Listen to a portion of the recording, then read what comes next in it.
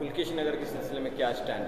देखिए, जैसे मैंने कहा कि वहाँ के मुसलमान अभी अखंडा श्रीनिवास मूर्ति साहब से नाराज़ हैं और वो एतमाद का वोट उनसे हासिल नहीं कर सकेंगे, तो मैं ये कहूँगा कि वो अभी खामोश रहें और कांग्रेस पार्टी से भी कहूँगा कि बड़ी सूझबूझ के वहाँ का फैसला ले, ऐसा ना हो कि कांग्रेस पार्टी को नुकसान हो जाए। सुन्नी उलमा बोर्ड का डिमांड थे पुलकेशी नगर से श्री अखंड निवास मूर्ति को कांग्रेस हरगिज टिकट न दे, कांग्रेस हरगिज टिकट न दे।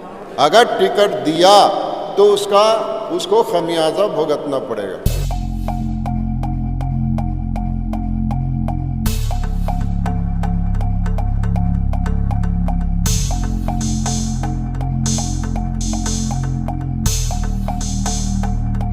मौलाना, आज की इस मीटिंग को तलब करने का थोड़ा जोर से बोला। हमारा सिर्फ मकसद यही था कि इलेक्शन जो कर्नाटका का करीब है तो मुसलमानों के साथ खोखले वादे ना किए जाएं।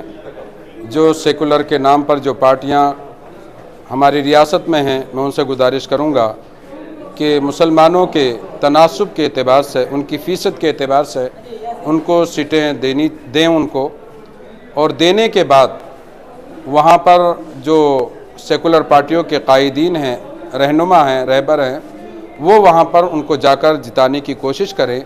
हर मर्तबा मुसलमान पूरी कोशिश करता है लेकिन बहुत कम वोटों से वो हार जाता है, जिससे हमें बाद में तकलीफ़ होती है। तो आज का मकसद सिर्फ यही था कि चाहे जनता दल हो या कांग्रेस हो, दोनों मुसलमानों की सीट का तनासुब बढ़ाएं और उनको जिताने की कोशिश करें, और अगर वो जीत जाएं तो उनको अच्छी मिनिस्ट्री दी जाए, अच्छे ओहदे दिए जाएं, ताकि जिस कौम का वोट लेकर वो आगे आए हैं उस कौम के लिए वो काम कर सकें। कितने सीटें देना चाहिए? तकरीबन कांग्रेस और या जनता दल दोनों को 25 से 30 सीटें तो अभी रियासत कर्नाटक में मुसलमानों को देनी चाहिए। इस मीटिंग में आज क्या डिसीजन लिया? आज का मीटिंग सुन्नी उलमा बोर्ड का था। सुन्नी उलमा बोर्ड का डिमांड थे कर्नाटक में इलेक्शन में एक 57 कॉन्स्टिट्यूंसी मुस्लिम वोटर से एमएलए जीतना है। उतना बड़ा तादाद है मुसलमानों का कर्नाटक का अंदर। 90 लाख से 1 करोड़ तक मुसलमान रह के भी बावजूद भी मुसलमानों को सिर्फ 11 सीट दिया गया है। कम से कम 30 ये फ़ीसद का इस हिसाब से 30 सीट देना चाहिए। उसमें एक 21-23 सीट देना ज़रूरी है। उसमें भी रायचूर, चिकपेटे और दावणगेरे, बंटवाड़ा और ये मंगलूर साउथ, मंगलूर नॉर्थ, यादगिरी, उमनाबाद, शिग्गांव, वैसा जगह में, और सर्वज्ञ नगर और हेब्बाल, ये पूरा मुस्लिम बड़ी तादाद में वोटर्स बहुत ज़्यादा है, लेकिन तो मुसलमानों को नज़रअंदाज कर रहे। इसलिए अभी जो बचत का सीट है उसमें 12 सीट अभी भी मुसलमानों को देना ज़रूरी है। वो सुन्नी उलमा बोर्ड का एक डिमांड था। और सेकेंड वन ये था, वो 4% ये 2B का कैंसिल कर चुके हैं, लेकिन तो कौन भी सेक्युलर पार्टियों मुसलमानों का बारे में कौन भी आवाज़ नहीं उठा रहे। हमारा बच्चे बहुत परेशान उठा रहे। अभी तो नीट का एग्ज़ाम आ रहे, तो दीगर एग्ज़ाम सब आ रहे। उधर जाके 2B में पूछे तो 2B आपको नहीं है, आप EWS में जाओ करके बता रहे। ये क्लैरिटी नहीं है। मुसलमान बच्चे बहुत परेशान में। क्यों कांग्रेस और JDS का टीम लीडर्स इसका बारे में आवाज़ नहीं उठा रहे? और JDS ने कहा कि वो जब पावर में आएंगे तो इसे रद्द कर देंगे गवर्नमेंट। नहीं, अभी तो क्या करेंगे? अभी तो इलेक्शन, ये तो एडमिशन का मौका आ रहे। अभी तो मार्च खत्म हो, अप्रैल आ रहे।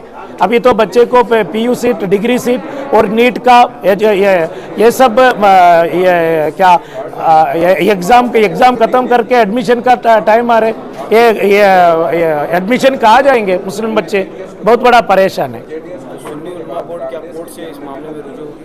वो तो सुन्नी उलमा बोर्ड पहला से ये कोर्ट से कटकटाने का फैसला किया थे, लेकिन तो कुछ सियासी लीडर्स, थिंक टैंकर्स क्या बताए, हमें मिल के करेंगे, इसलिए हमें भी इंतज़ार कर रहे क्या हो जाएगा इंशाल्लाह। अगर वो नहीं हुआ तो ये सुन्नी उलमा बोर्ड आगे बढ़ाएंगे। अगर कांग्रेस आपने जितने सीट मांगी है, अगर कांग्रेस उतनी सीट नहीं देती है तो आपका क्या अगला कदम क्या? वही है। अभी तो डिमांड रखे गए 23 सीट का। अगर नहीं दिए, अभी तो एक लिस्ट, फाइनल लिस्ट आने का बाकी है, 70 सीट बाकी है। उसमें नहीं दिए, इंशाअल्लाह आइंदा दिनों में कौन सा फैसला लेना है, सुन्नी उलमा बोर्ड बैठेंगे, फैसला लेंगे। कांग्रेस और भी पार्टियों का ये कहना है कि हम टिकट देने के लिए तैयार है, लेकिन कैंडिडेट जीतने वाला चाहिए। वो भी उनका भी जिम्मेदार है। दूसरे कम्युनिटी वाले को मुसलमानों जिता रहे, वैसा उन्होंने मुस्लिम कैंडिडेट को भी जिताने का बहुत बड़ा जिम्मेदारी रहता है। सिर्फ ये सीट देने का नहीं है, उनको जिताना भी है। और ये भी डिमांड है, अगला जो भी हुकूमत आएंगे वो हमें 85% 90% वोट दिला रहे, इसलिए एक DCM मुसलमानों को बनाना है, एक 5 मिनिस्टर अच्छा कैबिनेट पोर्टफोलियो मुसलमानों को देके 5 मिनिस्टर और एक DCM भी देना जरूरी है। क्या बीजेपी के सामने भी डिमांड है? ये देखो, मुस्लिम कम्युनिटी वोट दे रहे हैं ज्यादा कांग्रेस और JDS को, इसलिए कांग्रेस से ज्यादा मुतालबा जिसे हमें देते हैं उनसे हमें मांगना ही है। दूसरा, अभी असेंबली इलेक्शन आ रहा है, हमारा डिमांड है सुन्नी उलमा बोर्ड का कि हमको 22 से 23 सीटें जो है मुसलमान कैंडिडेट को दे। किस पार्टी से?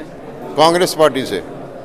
और सिर्फ सीट दे ही नहीं, जिस तरह दूसरी कम्युनिटी के कैंडिडेट को जिताया जाता है, इसी तरह मुस्लिम कैंडिडेट को टिकट भी दे और उनको जिताए भी। पुलकेशी नगर के सिलसिले में हमारा मुतालबा ये है कि अखंड श्रीनिवास मूर्ति के भांजे ने, यानी उसके बहन के बेटे ने, हमारे नबी सल्लल्लाहु ताला अलैहि वसल्लम की शान में गुस्ताखी किया। मुसलमान सब कुछ बर्दाश्त कर सकता है, मगर शान नबी, अज़मत नबी में गुस्ताखी, तौहीन बर्दाश्त नहीं कर सकता। मुसलमान ने अपने गम गुस्से का इजहार किया तो आपने खुद देखा होगा कि मुसलमानों को जबरन घर तोड़ करके, दरवाज़ा तोड़ करके, उनको ले करके जा करके स्टेशन में बंद किया गया, जेल में भेजा गया।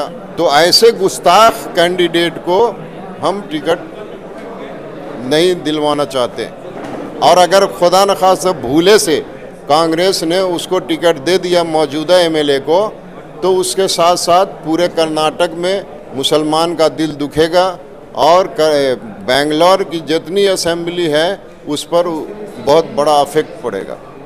लेकिन चंद उलमा जो है अखंड श्रीनिवास मूर्ति के हक में आए, तायद में आए हैं। वो क्या तायद में आए वो मैं नहीं बता सकता, लेकिन हमारी तंजीम ऑल कर्नाटका सुन्नी उलमा बोर्ड, जिसका मैं जनरल सेक्रेटरी हूँ, शरीफुर रहमान रज़वी मेरा नाम है, हमारी तंजीम पूरे स्टेट लेवल की नुमाइंदगी करती है और 8000 से ज़्यादा उलमा हमारे मेंबरान हैं। इसलिए हमारा फ़ैसला जो है वो ये है कि, और डिमांड है कि पुलकेशी नगर से श्री अखंड नवाज मुर्सी को कांग्रेस हरगिज़ टिकट न दे। अगर टिकट दिया तो उसको खमियाजा भुगतना पड़ेगा।